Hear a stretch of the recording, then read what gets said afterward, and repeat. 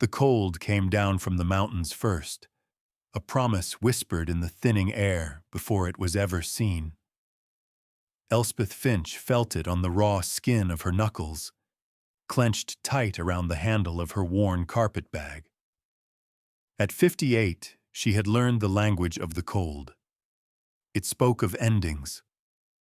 The last train of the day had pulled away from the Redemption Gulch station 3 hours ago, its whistle a mournful cry that dissolved into the vast, indifferent gray of the Montana sky. Every passenger had been met, every hug exchanged, every wagon loaded and driven off toward the distant, wavering lights of home. All but one. Elspeth sat on the hard bench, her spine as straight as the railway ties stretching into nothingness. She was a study in stillness, a woman carved from patience and disappointment. Her cousin Martha was supposed to have been here. The letter, now a soft, frayed square in her pocket, had promised a room, a place, a final harbor after her husband's passing and the subsequent quiet eviction from the life she had known. But Martha was not here. 17 wagons had rumbled past.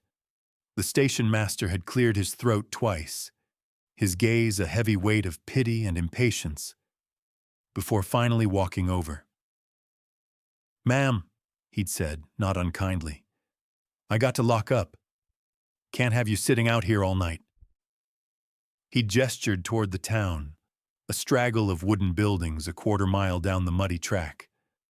"There's a boarding house. Mrs. Gables. Might have a room." Elspeth had only nodded, the motion small and tight. The few dollars tucked into her bodice would not stretch to cover a boarding house for more than a night or two. And then what? She was a widow, past her prime, with hands good for darning and kneading, skills that had no currency in a world that had already decided she was finished. The first flakes of snow began to fall, not the gentle drifting kind, but small, hard pellets that ticked against the brim of her bonnet. They were a warning. If you've been watching this long, maybe you could leave a comment and let me know where in the world you're sitting right now. It's good to know we're not alone. The station master sighed, his breath a white plume in the gathering dusk. He saw what everyone else saw. An old woman, a burden waiting to happen. Another mouth to feed in a territory that was stingy with its charity. He looked away, toward the rising wind that was beginning to keen around the corners of the depot. "Well, I wish you luck, ma'am." He turned the key in the lock, the sound a final metallic click of dismissal. She was officially nowhere. She did not call out. She did not weep. The tears she had were old and frozen deep inside her, belonging to other, greater losses. She had not cried when her husband, John, drew his last breath, his hand warm in hers. She had not cried when the banker, a man whose children she had bounced on her knee, had explained with false regret that the note had come due. She would not cry now, for something as small as being forgotten at a train station, at the edge of the world. She simply drew her thin wool coat tighter and waited, though for what, she did not know. The snow was sticking now, a fine white dust coating the planks of the platform, her bag, her shoulders. She had become part of the landscape, another gray shape in the twilight, slowly being erased by the coming winter. A full dozen more riders and 2 buckboards had passed her by the time the big freight wagon appeared, its wheels churning slowly through the deepening slush of the road. It was a solid, well-made thing, drawn by a pair of matched gray geldings that moved with a steady, powerful rhythm. The man holding the reins was as weathered as the wagon itself, his face a map of long years spent under an open sky. He was older, perhaps 60, with a jaw set like granite and eyes that missed nothing. He had seen her from 100 yards out, a solitary figure on the abandoned platform, a statue of forsaken hope. Others had seen her too, and had spurred their horses on a little faster, as if her bad luck might be contagious. This man did not. He pulled the big horses to a halt, the creak of the brake lever loud in the silent air. He didn't speak at first, just sat there, studying her with a gaze that was neither pitying nor curious, but simply observant. It was the look of a man accustomed to assessing livestock, or the weather, or the lay of the land, a quiet, thorough inventory of the facts. She met his gaze without flinching, her chin held at an angle of dignity that had been forged in a lifetime of small endurances. Finally, he spoke, his voice a low rumble, rough like burlap. "You got a place to be, ma'am?" It was a plain question, devoid of artifice. She gave a plain answer. "I did. It appears I don't any longer." "Your people didn't show." It wasn't a question. It was a statement of fact. "No," she said. The snow was falling faster, the flakes larger now, clinging to the gray stubble on his jaw. He looked up at the bruised purple of the sky. "Nor'easter coming in. It'll be a bad one." He looked back at her, at the thinness of her coat, the way she held herself perfectly still to conserve what little warmth she had left. He was the wealthiest rancher in 3 counties, a man whose name, Silas Blackwood, was spoken with respect and a little fear. He owned half the valley, 1,000 head of cattle, and a grief he never spoke of. He had no need to stop for a stray woman on a train platform. But his wife, Sarah, had died in a blizzard just like the one that was coming, caught on the road between neighbors. He had learned then that the difference between life and death was often no more than one person stopping when no one else would. He shifted the reins in his gloved hands. "You can't stay here." "I'm aware," she replied, her voice steady. He waited for her to ask for something, a ride, money, help. She did not. She just sat there, a bastion of pride against the encroaching storm. It was that pride that moved him. It was a thing he understood. "My ranch is 5 miles north," he said, nodding his head in that direction. "There's a warm fire and a hot meal. You can take it or leave it." The offer was as stark and unadorned as the landscape around them. It came with no false promises, no ingratiating smiles. It was shelter, offered as simply as a man might offer a hand to someone who had stumbled. She looked at his face, at the deep lines etched around his eyes. She saw no guile there, only a profound weariness and a kind of grim resolve. Trust was a currency she no longer possessed, but survival was a blunter instrument. To refuse was to choose to freeze. She rose slowly, her joints stiff with cold and inactivity. "I'd be grateful, Mr. Blackwood," he said. "Silas Blackwood." He didn't get down. He simply reached a hand, the leather of his glove cracked and dark with use. "Elspeth Finch," she said, placing her cold, bare hand in his. His grip was solid, unyielding. He pulled her up onto the wagon seat as if she weighed nothing at all, then reached down for her bag and settled it at her feet. He clucked to the horses, and the wagon lurched forward, leaving the empty platform behind, a place that no longer belonged to her, a place she would never see again. The ride to the Blackwood Ranch was conducted in a near-complete silence, broken only by the rhythmic plodding of the horses' hooves, the groan of the wagon wheels, and the rising howl of the wind. Elspeth sat beside Silas, her hands tucked into the folds of her coat, watching the landscape slide by. A stark world of gray sky, white earth, and the dark, skeletal shapes of pine trees. He had given her a heavy wool blanket to wrap around her shoulders, and its simple, clean scent of lanolin and wood smoke was the first true warmth she had felt all day. She did not feel fear, not in the way she had expected. The man beside her was a fortress of quiet. He did not pry or ask the questions that must have been circling in his mind. He simply drove, his attention fixed on the path ahead, his presence a steady, unthreatening weight. As they turned off the main road and onto a private track, she saw the ranch house. It was not a house. It was a testament.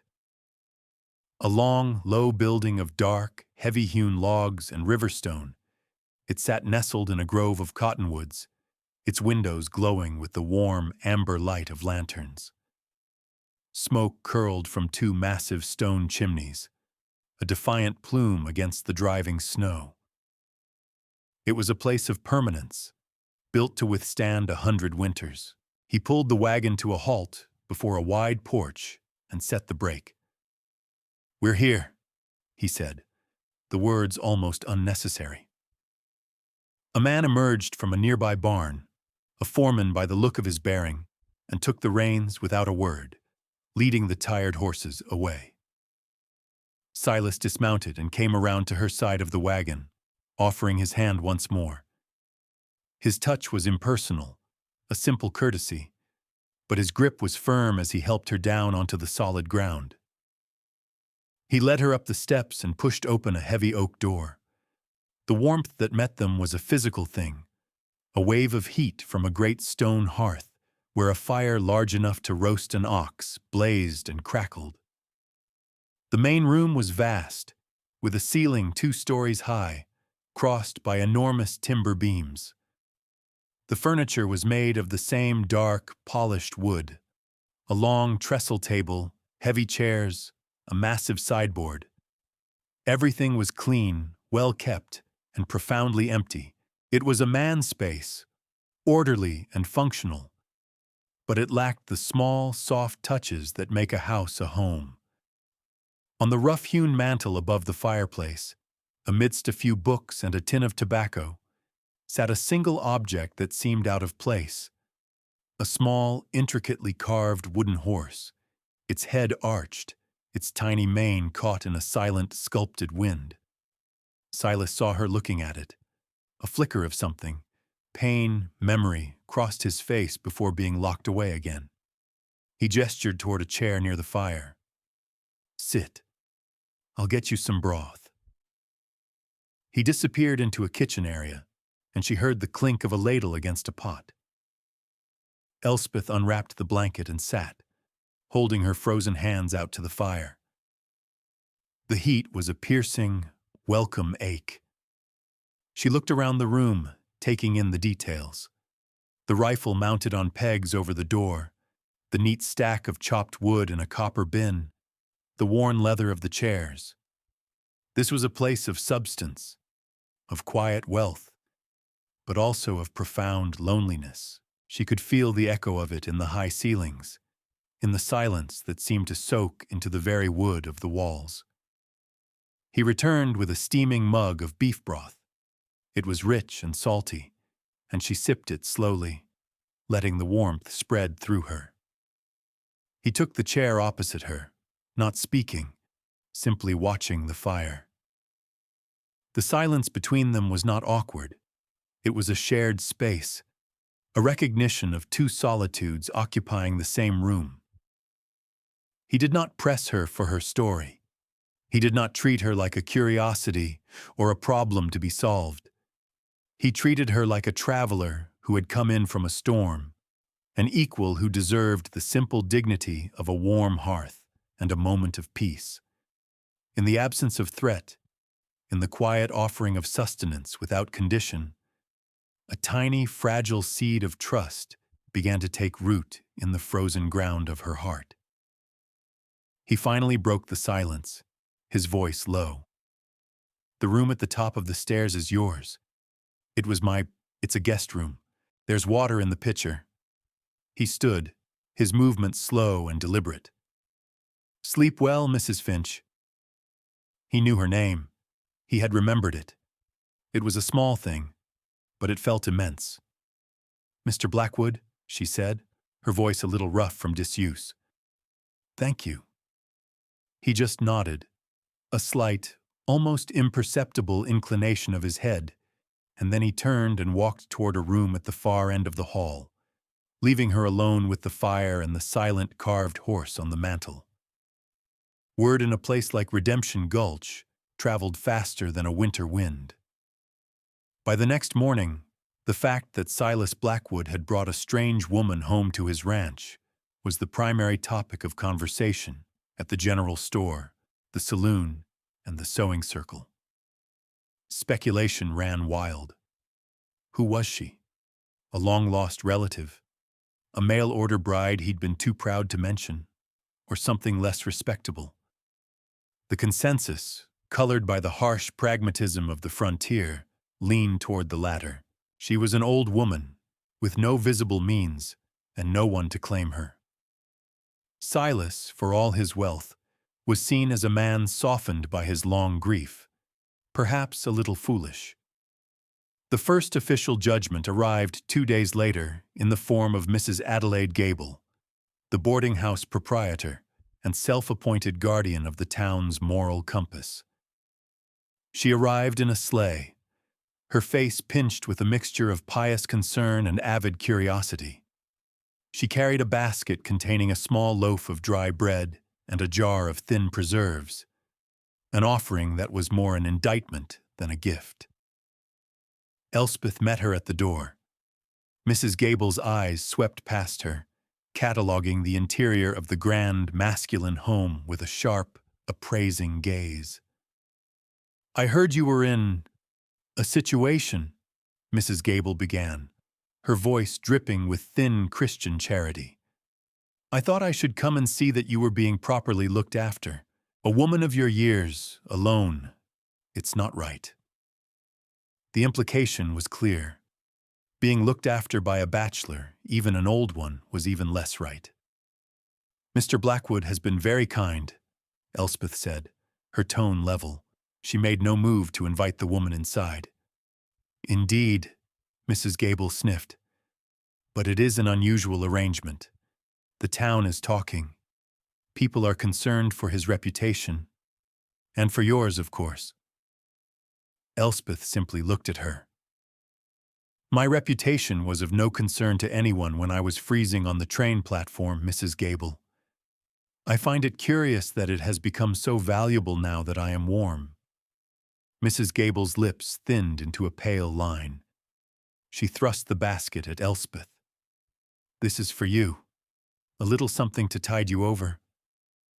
"I don't take charity," Elspeth said, not unkindly, but with a firmness that allowed for no argument. "But I thank you for your concern." She closed the door gently, leaving the town's judgment standing on the porch. The next encounter was less subtle. While in town for supplies with Silas, she saw him, Marcus Thorne. He was a younger man, 35 perhaps, with the easy arrogance of new money. He'd built a sprawling ranch to the south, buying up smaller properties and running his cattle with a ruthlessness that had earned him few friends, but a great deal of land. He saw Silas's wagon hitched outside the mercantile and sauntered over, a smirk playing on his lips. He tipped his hat to Elspeth, a gesture of mockery, not respect. "Blackwood," Thorne said, his eyes lingering on Elspeth. "I see you've taken up collecting strays. You ought to be careful. Some carry diseases." Silas's face hardened, the muscles in his jaw tightening. But before he could speak, Elspeth met Thorne's gaze directly. She did not shrink or look away. She simply held his stare, her own eyes clear and steady, until he was the one who grew uncomfortable. There was a power in her stillness, an ancient, unyielding dignity that his casual cruelty could not penetrate. He laughed, a short, ugly sound, and turned away. "Have it your way, old man. But don't say I didn't warn you when she picks your pockets clean." He strode off toward the saloon, leaving a trail of silence in his wake. Silas looked at Elspeth, a question in his eyes. She simply adjusted the shawl around her shoulders. "His words are like the wind, Mr. Blackwood. They make a lot of noise, but move nothing of substance."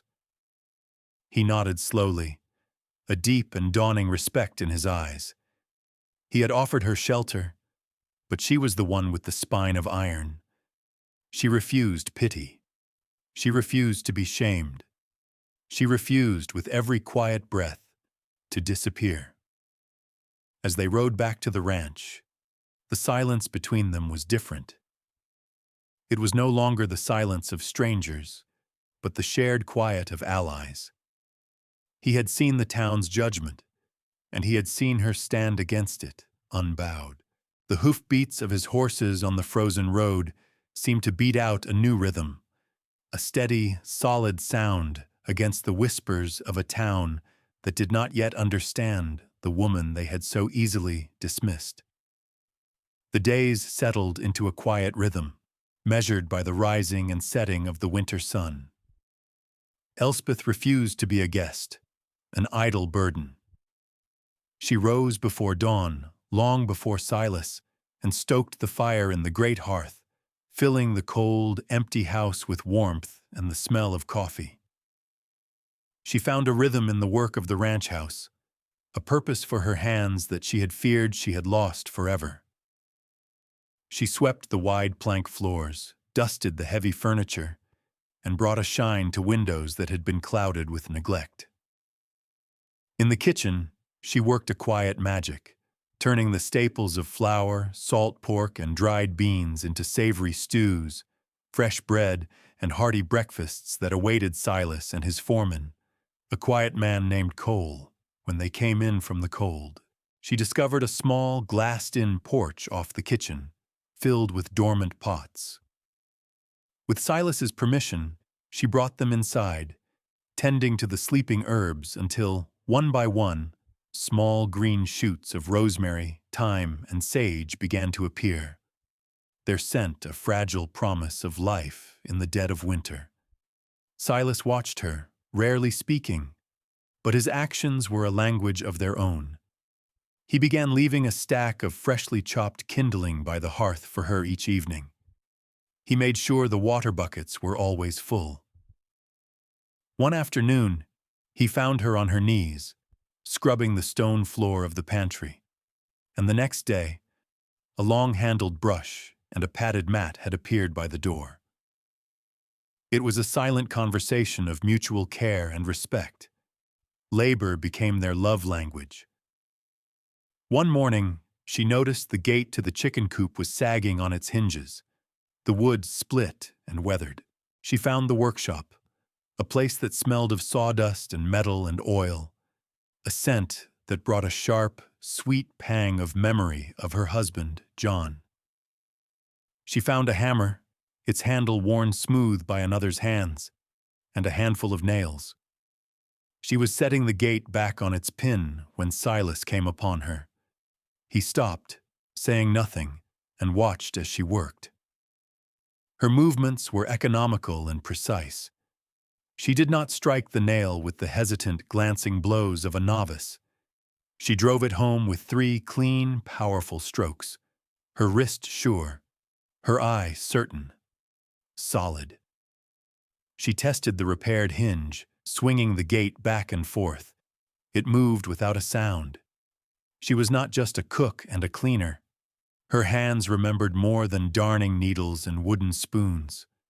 They remembered the heft of a tool, the grain of wood, the satisfying finality of a well-driven nail. He saw it then, the competence that lay beneath the surface of the quiet, aging widow. This was not the frailty the town saw. It was a deep, practical strength that had been overlooked for years. He said only 2 words. "Good work." "It needed doing," she replied, not looking up from her task. That evening, as the snow fell softly outside the windows, blanketing the world in a pristine silence, he did something different. Instead of retreating to his study after supper, He remained at the table cleaning a piece of tack. She sat by the fire, mending one of his shirts, her needle moving in and out of the rough fabric with a steady, practiced grace.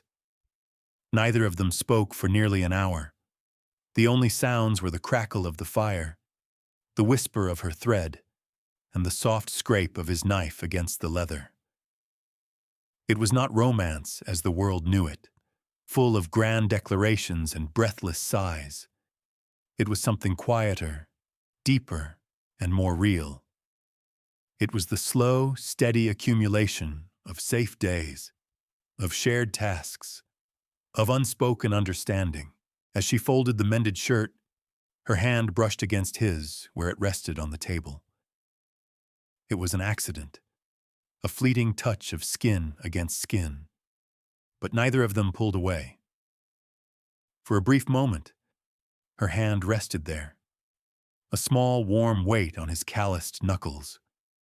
It was a gesture of profound intimacy, a quiet acknowledgement of the sturdy, reliable thing they were building together. Nail by nail, stitch by stitch, day by silent day. A knock at the door, sharp and sudden, shattered the peace. Silas rose to answer the door, his movements wary. It was late for a visitor. Standing on the porch, shaking snow from his hat, was his foreman, Cole. His face was grim. "It's the North Range cabin, boss," he said, his breath pluming in the cold air. The weight of the snow brought down half the roof. Jed was up there checking the fence line and just got back. Said the main support beam snapped clean in two. Silas swore under his breath. The north cabin was the only shelter in a 20-mile stretch, critical for any man caught on the high range in a storm. With the heavy snows just beginning, it had to be repaired, and quickly. "We'll ride out at first light," Silas said. "Get the men ready." The next morning, Elspeth watched from the window as Silas and his crew of 5 ranch hands prepared to leave. They loaded a wagon with tools, heavy tarps, and provisions. There was an air of urgency, but also of frustration. A complex roof repair in the dead of winter was a daunting, dangerous task. Silas came back inside for a final cup of coffee. He looked at the ceiling, his brow furrowed in thought. "A clean break in a king post is a devil's problem," he murmured, more to himself than to her. "Trying to sister a new beam alongside it in this cold. The wood will be brittle. It won't hold." Elspeth turned from the window. "A sister beam won't work," she said quietly. "The load is too great. You need to build a truss." Silas and Cole, who had just stepped inside, both turned to look at her. It was as if a piece of furniture had suddenly offered an opinion on structural engineering. "A truss?" Cole asked, his skepticism plain. "Ma'am, with all due respect, this is heavy timber work." Elspeth walked to the hearth. She picked up a charred stick and knelt, brushing the ashes aside to reveal the clean stone beneath. With a few swift, confident strokes, she sketched a diagram in the soot. A triangle, a king post, the angled supports. "My husband John was a master carpenter," she said, her voice soft but clear, her eyes on the drawing. "He built bridges for the railroad. He taught me how to read the stress in wood. A single beam carries the weight at its center. It's vulnerable. But a truss distributes the load across a web. The force pushes outward, not just down. It's stronger." She pointed with the stick. "You don't need one massive beam. You need 3 smaller ones, cut to these angles, joined with mortise and tenon. You can build it on the ground and hoist it into place." The 2 men stared at the drawing on the hearthstone. It was simple, elegant, and undeniably correct. It was the work of someone who didn't just know the theory, but understood the practical application. This was the hidden truth of Elspeth Finch. She was not just a widow who could cook and sew. She was the repository of a master's knowledge, a skill the world had assumed a woman could never possess.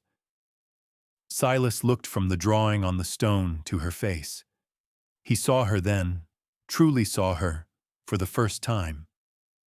The quiet, discarded woman on the train platform dissolved, and in her place stood a builder, an architect. His regard, which had begun as pity and grown into respect, now deepened into something akin to reverence. He had offered her shelter from the storm, and she, in turn, was offering to teach him how to build a stronger roof. "Cole," Silas said, his voice quiet with authority. "Get the saws, and find me the straightest-grained pine we have in the barn. We're building a truss." He looked back at Elspeth. "Mrs. Finch," he said, the name now carrying a new weight. "Would you be willing to supervise?" She met his gaze, and for the first time since she had arrived in Redemption Gulch, a small, slow smile touched her lips. "I believe I would, Mr. Blackwood." The world had seen her as a relic, a thing to be discarded. But a foundation, she knew, was the oldest and most important part of any structure, and Elspeth Finch was built on solid stone. That night, the work in the north cabin was done. The new truss, assembled on the snowy ground under Elspeth's clear and concise direction, had been hoisted into place by 6 straining men. It fit perfectly. The structure was secure, stronger than it had ever been.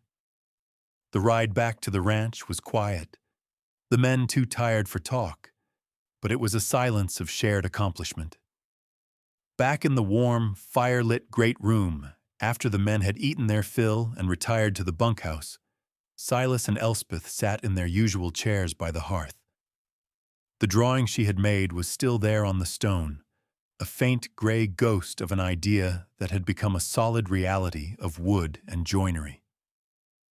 Silas stared into the flames for a long time before he spoke. "My father built this house," he said, his voice low and reflective. "He was a rancher, not a carpenter. He built it big and strong, but he didn't understand the finer points. He would have been impressed today." Elspeth inclined her head slightly. "John always said that knowing how to build something was a way of honoring the materials. The wood knows how it wants to stand. You just have to listen to it." "You loved him a great deal," Silas stated, not as a question. "He was my life," she said simply. "We built our farm with our own hands. Every fence post, every joist in the barn. We had a son, Thomas. When John passed, Thomas sold the farm. He said it was too much for me to manage. He said he was doing it for my own good." A shadow of old pain crossed her face. "He sent me here to my cousin. He said there was nothing left for me back there. I was just a memory he didn't know what to do with." She looked at her hands, resting in her lap. They were not the soft, delicate hands of a lady. They were chapped and strong, the knuckles swollen slightly with age, the palms calloused from a lifetime of work. "My own son saw me as a burden to be shipped away." Silas was silent for a moment, absorbing the quiet devastation of her words.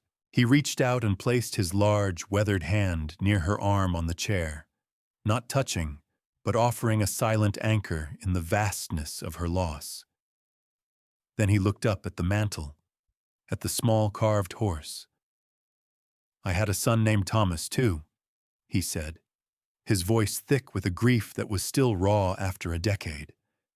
"And a wife, Sarah. Diphtheria took them both one winter, the same week." He picked up the little horse, his thumb tracing the smooth, worn wood. "Thomas carved this. He was only 8. He wanted to be a rancher, just like me. He loved the horses more than anything." He fell silent, the firelight catching the glint of moisture in his eyes. "I built this house for them, for Sarah, for the family we were going to have." After they were gone, it was just a big, empty barn. Too quiet. For 10 years, it's been too quiet. He set the horse back on the mantle with a reverence that was heartbreaking. He had carried his grief alone, a heavy, silent weight in the echoing rooms of his life. She had carried hers on a lonely train ride to a place that did not want her. They did not try to fix each other.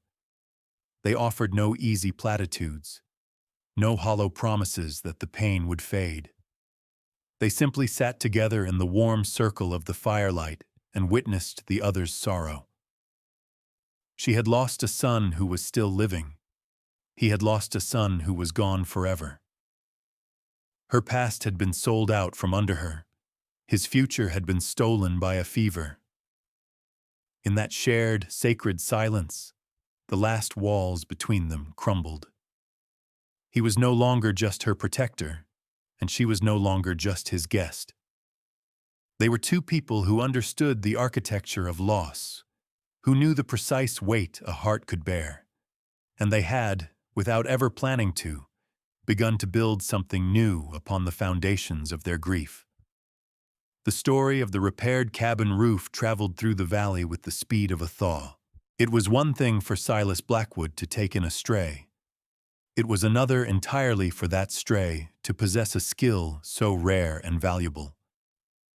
But Marcus Thorne saw it not as a marvel, but as an opportunity. He had been trying for years to force Silas to sell the northern pasture, the one with the year-round spring that Thorne needed to expand his own herd. He believed Silas's act of charity toward Elspeth was a sign of encroaching senility, a weakness to be exploited. Thorne rode into Redemption Gulch and spent an afternoon in the saloon, buying drinks and planting seeds of poison. He spoke of vagrancy laws, of the danger of outsiders, of how a man in Silas's position had a responsibility to the community. He found a willing ally in the town councilman, a weak man who owed Thorne money. A week later, Thorne rode up to the Blackwood Ranch. He wasn't alone. The councilman, a man named Peters, sat beside him in his buggy, looking deeply uncomfortable. Silas met them on the porch, Elspeth standing just inside the doorway, visible but silent. "Blackwood," Thorne began without preamble, a deed of paper in his hand. "We've come on official town business. Councilman Peters can attest. There's a new ordinance concerning the housing of vagrants, for the safety and security of the community." He held out the paper. It was an official notice, ordering the removal of one Elspeth Finch from the premises, as she had no family, no property, and no visible means of support. It gave her 48 hours to leave the county. "This is my property, Thorne," Silas said, his voice dangerously low. "Who I have in my home is my business." "Not anymore," Thorne sneered. "It's a matter of law, unless, of course, she's family or an employee. You haven't filed any papers to that effect. As it stands, she's a transient, and you're harboring her. Get rid of her, or the council will fine you $100 a day." He glanced past Silas to where Elspeth stood. "Or perhaps we could come to another arrangement. That north pasture of yours. I'd be willing to forget this whole unfortunate business in exchange for a fair price." The threat was laid bare. It was blackmail, wrapped in the thin guise of civic duty. Silas's hand drifted toward the hunting knife on his belt. For a moment, the air crackled with the promise of violence. But then Elspeth stepped forward, moving past Silas to stand at the edge of the porch. She was not afraid.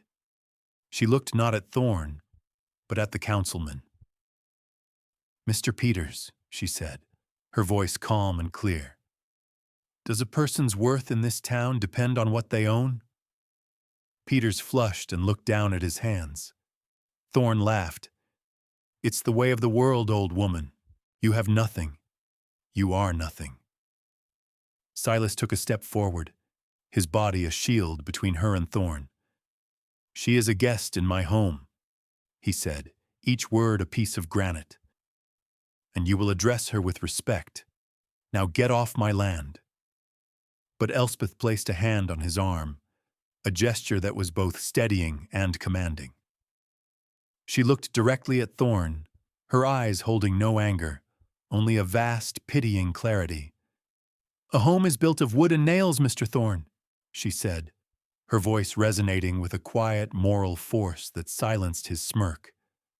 "A house is just a place to store your pride." Her words hung in the cold air, a simple truth that stripped him of his power. He had come with the law, with threats, with the weight of the town council behind him. But he was suddenly the smaller man. He had built an empire of land and cattle, but she had just named the hollowness at its center. He looked from her unshakable dignity to Silas's unyielding defense of her, and he saw a partnership, a fortress he could not breach. His cruelty was a tool he used to get what he wanted, but here it had failed. It had only revealed his own poverty of spirit. Without another word, Thorn snatched the notice from the air, crumpled it in his fist, and stalked back to his buggy. He left. He did not look back. The story of the confrontation on Silas Blackwood's porch became the new legend of Redemption Gulch. It was told and retold in the general store, over poker games in the saloon, and across fence lines. The details shifted with each telling, but the core of it remained the same. The quiet widow, Mrs. Finch, had faced down Marcus Thorn with nothing but her own dignity and had won. The town, which had first ignored her and then judged her, began to see her differently. They had mistaken stillness for weakness and silence for emptiness. They had been wrong. The reckoning came slowly, not in a grand assembly, but in a series of small, significant arrivals at the Blackwood Ranch. The first to come was Councilman Peters, alone this time, his hat held in his trembling hands. He stood on the porch where he had delivered the eviction notice and apologized, first to Silas and then to Elspeth. He admitted his debt to Thorn and his shame in letting himself be used. Elspeth simply nodded and offered him a cup of coffee, an act of grace that seemed to unburden him more than any lecture could have. A few days later, the preacher arrived. He was a good man, but a cautious one, who had stayed silent when the whispers about Elspeth had started. He confessed he should have spoken up sooner. He then unrolled a set of architectural drawings on the long trestle table. "This is for the new church steeple, Mrs. Finch," he said. "The plans came from back east, but the carpenter we hired said the timber we have here won't support the design. We've been stalled for months. I was hoping you might be willing to look at them." Elspeth spent an hour studying the plans, her finger tracing the lines, her mind seeing the stresses and loads. She made a few small, critical adjustments, sketching in the margins, redesigning a joint here, suggesting a different bracing there. "This will hold," she said finally, handing the plans back. The preacher looked at her as if she had performed a miracle. The community that had walked past her now came to her door, not with charity, but with offerings of work and respect. A farmer whose barn door wouldn't hang right, a rancher who needed a new water trough built, the blacksmith who wanted help designing a stronger axle for his freight wagon. They came for her knowledge, for the skill her hands possessed. She was no longer invisible. She was the moral center of the valley, a woman who had proven that worth was not measured by property or youth, but by character and competence. Even Mrs. Gable came again, this time with a basket containing a warm, freshly baked apple pie. It was not an offering of pity, but of peace. "I misjudged you, Mrs. Finch," she said, her gaze direct for the first time. "I hope you'll accept my apology." Elspeth accepted the pie. The town's memory was rewriting itself, erasing the image of the lone, pathetic figure on the train platform and replacing it with this new one. A woman of substance, of quiet authority. The woman they now called, with a mixture of awe and affection, the widow Finch who knew her trade. She had a place now, not one that was given to her, but one she had built herself, with a spine of iron and a carpenter's steady hand. By the time the spring thaw arrived, melting the deep snow and turning the valley a tender, vibrant green, the Blackwood Ranch was transformed. It was no longer a silent, echoing house of grief, but a place humming with quiet purpose. Wildflowers bloomed along the path to the front door, where none had bloomed before.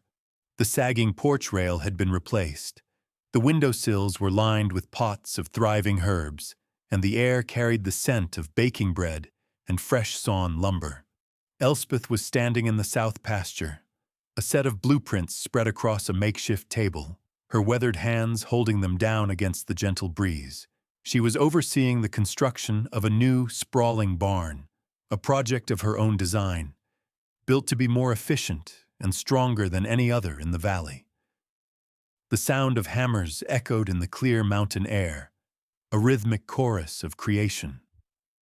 Silas came and stood beside her, not speaking, just watching the frame of the new structure rise against the blue sky. He had changed, too. The deep lines of sorrow around his eyes had softened, replaced by a quiet contentment. He no longer looked like a man haunted by ghosts, but a man building a future. He followed her gaze to the half-finished barn, then back to the solid, warm house in the distance. "My father used to say a home needs a strong foundation," he said, his voice soft. "I believe he was speaking of a woman like you." He reached into his coat pocket and pulled out a folded piece of paper. It was the deed to the Blackwood Ranch. He opened it and laid it on top of the blueprints. There, beside his own name, written in the county clerk's careful, looping script, was hers, Elspeth Finch. It wasn't a proposal of marriage in the traditional sense. It was something more profound. It was an offering of partnership, a sharing of everything he was and everything he owned. It was a statement of fact. This was her home now. She looked from her name on the deed to his face. She saw her past, her present, and her future all reflected in his steady, loving gaze. She thought of the woman on the train platform, the woman the world had labeled as finished, and she felt a quiet, triumphant peace. She placed her hand over his on the deed, her touch a silent acceptance. She looked out at the bustling work, at the home they were building together, a place of safety and belonging. "It's not what you build with your hands that lasts," she said, the words carrying the entire weight of her journey. "It's who you build it for." He squeezed her hand, a simple gesture that said everything. The sun was warm on their faces, and for the first time in a very long time, they were both, finally, home. Thank you for staying with us through Elspeth's story to the very end. It's a reminder that true strength is often found in the quiet dignity of those the world overlooks. If you enjoyed this story, please consider liking this video and subscribing for more tales of the heart.